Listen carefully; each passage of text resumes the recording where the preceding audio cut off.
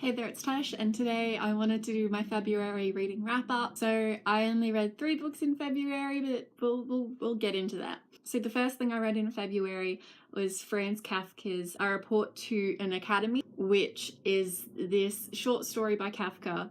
Actually, I can hold this up, but I stupidly worked it into my,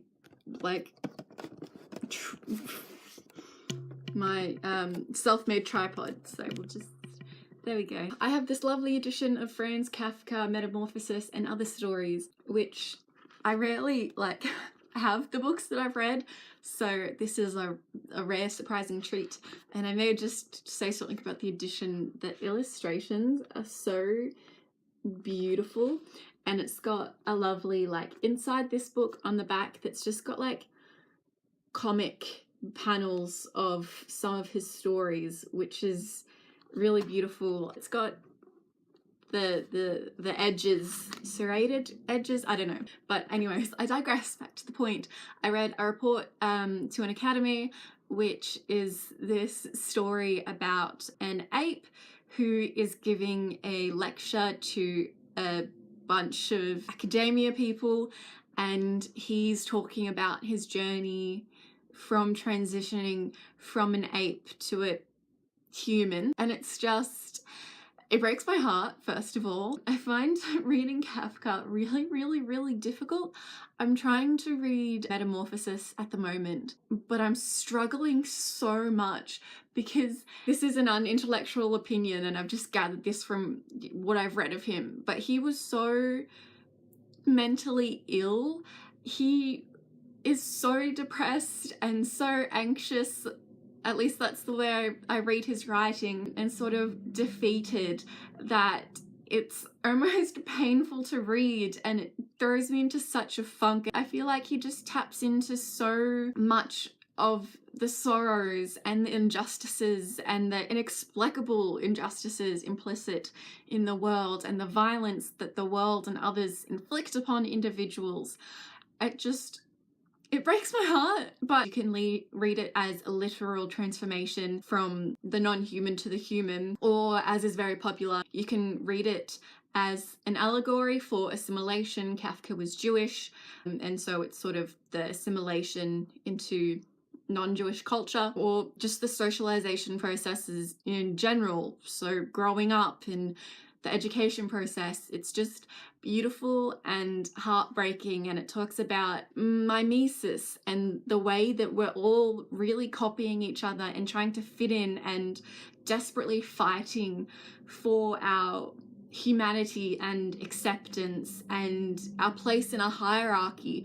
And it's just a beautiful critique of humanity as well, in which the humans are depicted so terribly and so bodily and so base.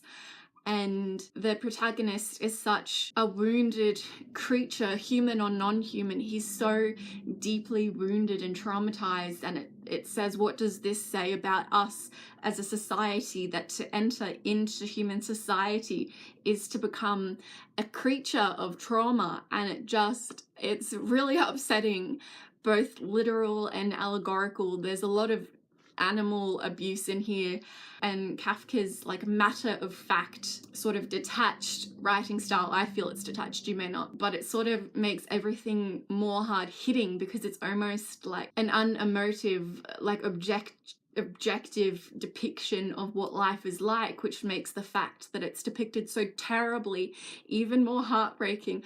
I could say a lot about this short story, even though it's so short, but I really would recommend. You can find copies of it online. And then the next 2 things I read were the first 2 books in the Deltora Quest series. I've mentioned this before. I'll link the wrap-up where I first mentioned it, because I hate repeating plot summaries. I really dislike giving plot summaries, especially repeated plot summaries. I don't know if people are coming and they're new people, or they've watched the previous things where I outlined the plot the first time.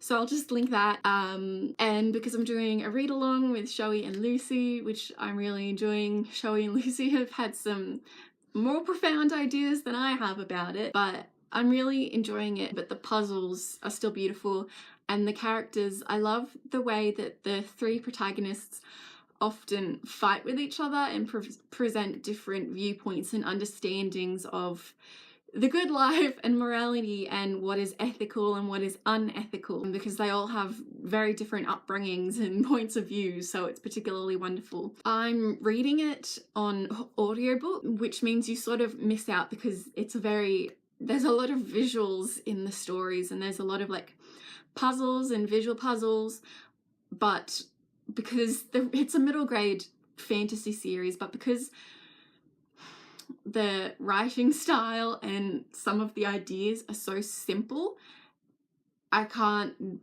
bear to read it, because reading physically, I think, takes up more of your attention. But in an audiobook, because it's so simple and I'm pretty familiar with the story, it doesn't take up as much space, and I'm free to do other things and think other things while reading it. Oh, and I'm kind of annoyed that I don't have the physical books to show you, because the first book in particular, I own 3 different copies of, like 3 different editions, and I have none of them with me. I love organization and planning and forethought. I hope you can sense all the forethought I put into filming. So that is it from me. Goodbye.